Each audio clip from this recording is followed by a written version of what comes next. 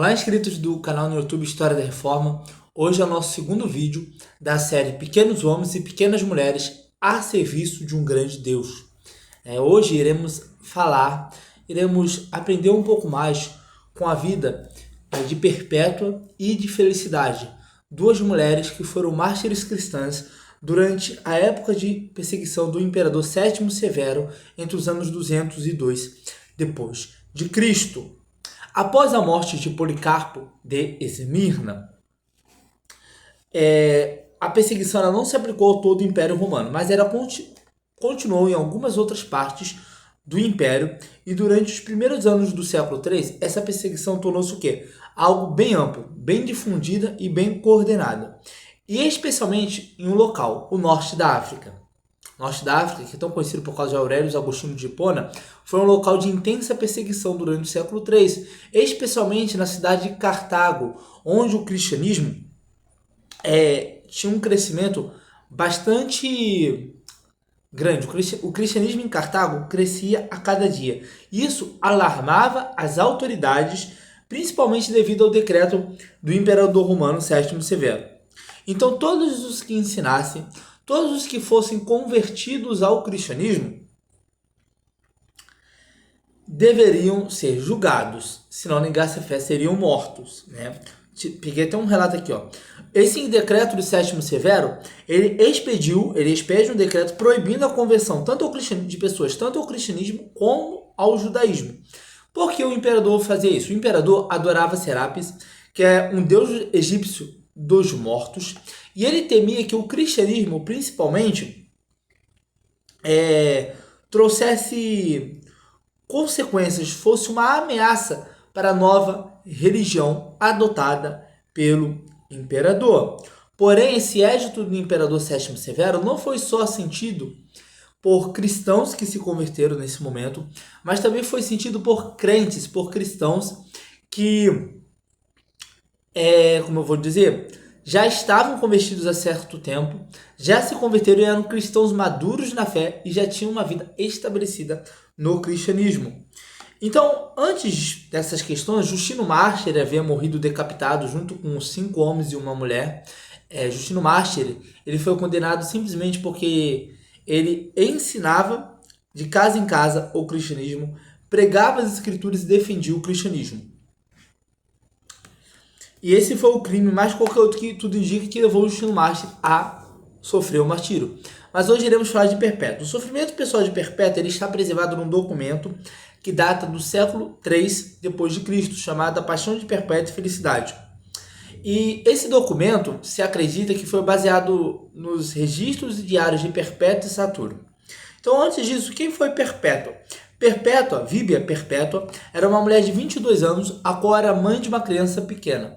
A sua escrava, Felicidade, estava grávida de 8 meses de uma criança. E ela, Perpétua e Felicidade, se juntaram e foram para a classe de catecúmenos, onde estavam sendo ensinadas por Saturno, um diácono ao qual era o responsável por essas aulas de catecúmenos. Não se sabe sobre o marido de Perpétua. Muitos dizem que ele já estava morto, outros dizem que ele abandonou Perpétua assim que Perpétua aderiu ao cristianismo. Então, assim, é muito interessante porque esse diário, A Paixão de Perpétua e Felicidade, que provavelmente foi extraída, baseado nos registros de Perpétua e Saturno, dos seus registros pessoais e diários, ela, podemos dizer, se comparado com a maioria das biografias de santos, as chamadas agiografias, que são a vida dos santos mortos, martirizados, ou santos que viveram de maneira geral, mesmo não sendo mortos, nós denominamos a vida desses santos, as biografias desses santos de agiografia. Ela contém inúmeros relatos de toques humanos bastante convincentes, o que torna com que esse documento seja um documento bastante verídico.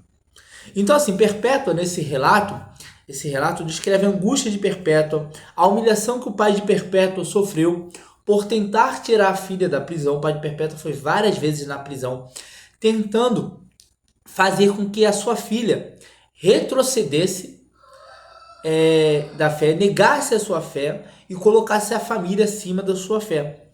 Então, relatando aqui, na primeira vez a Perpétua se recusa, O pai de Perpétua fica tão furioso que ameaça espancá-la, mas Perpétua, mesmo assim, permanece irredutível, permanece firme nas suas convicções, permanece firme na sua fé em Cristo.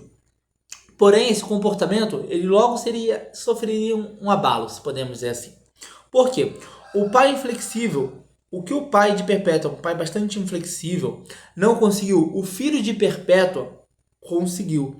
Ele conseguiu abalar, em certo sentido, as emoções de Perpétua. Como ela mesmo disse, como o diário diz, ela ficou dominada pela agonia, quase a ponto de morrer quando 2 cristãos conseguiram levar o bebê até a prisão. Perpétua relata: amamentei meu filho que estava fraco de fome. Em minha ansiedade, falei à minha mãe sobre a criança. Tentei consolar meu irmão e entreguei meu filho aos seus cuidados. Eu sofria por vê-los tristes com pena de minha situação. Essas foram provações que tive de suportar por vários dias. Consegui mais tarde permissão para que a criança ficasse comigo na prisão. Logo, recobrei a saúde, aliviada de minha ansiedade por causa dela. Quer dizer, o que o pai de Perpétua não conseguiu fazer, o filho de Perpétua, com ela não estava tendo contato, conseguiu fazer. Ela começou a sentir ansiedade, saudade do filho, muita ansiedade. Mas logo depois ela recobreu, sua saúde foi restaurada, ela foi aliviada da sua ansiedade por causa dessa questão. Então, quando a data da execução de Perpétua e de Felicidade se aproximava, a crise na família de Perpétua tornou-se cada vez mais evidente, tornou-se cada vez mais à mostra, começou a se tornar uma crise familiar mais ampla. O pai de Perpétua visita ela na prisão novamente, suplicando para que negasse a sua fé, colocasse a sua família acima da fé dela, a fé cristã. E ele mesmo relata que não nos afaste inteiramente, porque nenhum de nós, nenhum membro da sua família, jamais vai conseguir levantar a cabeça novamente se alguma coisa acontecer com você. Mas Perpétua disse assim: no cadalfaço será feito o que Deus quiser, pois sei que não fomos colocados em nosso próprio poder, mas no poder de Deus. Para Perpétua, tudo o que estava acontecendo estava debaixo da soberania de Deus, estava tudo debaixo do poder soberano de Deus. Então ela continuou se mantendo firme em Cristo Jesus. Porém, no dia seguinte, após essa outra visita do pai à prisão para ver Perpétua, ver sua filha, o pai soube que a sua filha seria jogada, lançada a feras selvagens, a animais selvagens. Então, num ato heróico, ele procura salvar Perpétua, um ato heróico de compaixão, mas as autoridades souberam disso e deram ordens para que o pai de Perpétua fosse açoitado. Então, Perpétua relata que quando ela soube que seu pai foi açoitado, por tentar salvar ela, ela mesma fala: é como se eu mesma tivesse sido açoitada, tivesse sido golpeada. Mas é muito interessante que o pai de Perpétua não desiste, ele era bastante persistente. Então, no ultimato, ele coloca toda a culpa sobre a filha e fala o seguinte: ele põe o filho de Perpétua sobre o pescoço de Perpétua e disse: seja misericordioso conosco, filha, viva conosco. Mas para entendermos a fé dessa mulher, para entendermos o que estava acontecendo ali, a gente só consegue entender, exceto por a fé inabalável de Perpétua em meio ao mundo pagão, um mundo paganizado. Como alguém se mantém firme em face à morte? Como alguém tem coragem de, vamos dizer assim, de negar os seus e mesmo assim se manter firme diante a morte? Perpétua, digamos assim, ela nega sua família, mas não nega Cristo. Ela prefere morrer do que viver com a sua família. Como alguém tem essa coragem? Bem, é simplesmente fé. É simplesmente confiança em Jesus Cristo. Perpétua, ela foi deu um testemunho maravilhoso para os cristãos das próximas gerações. É muito interessante, porque quando já estava decretado que eles seriam mortos, seriam lançados das feras, esses cristãos eles não se abalaram. Olha o que eles fizeram. Eles se reuniram para orar, se reuniram para compartilhar sua última refeição, sua festa de amor, ágape, e deram testemunho dos outros sobre sua fé à multidão do lado de fora da prisão. Perpétua e os outros prisioneiros testemunharam a fé que uma vez por todas foi entregue aos santos.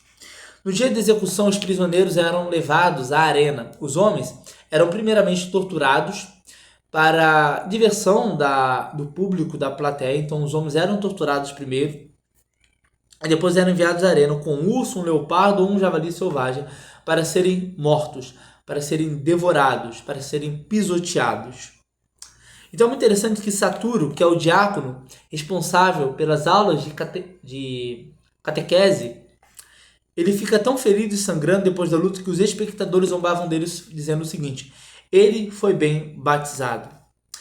As mulheres, Perpétua e Felicidade, foram despidas, quer dizer, ficaram completamente nuas e foram enviadas para a arena juntamente com o novilho enlouquecido e foram pisoteadas, sofreram, sangrando, e isso se tornou tão hediondo, tão vil, tão brutal para as outras pessoas, tão excessivo, que a multidão começou a gritar: basta, chega dessa tortura, chega disso, basta, nós não aguentamos mais também.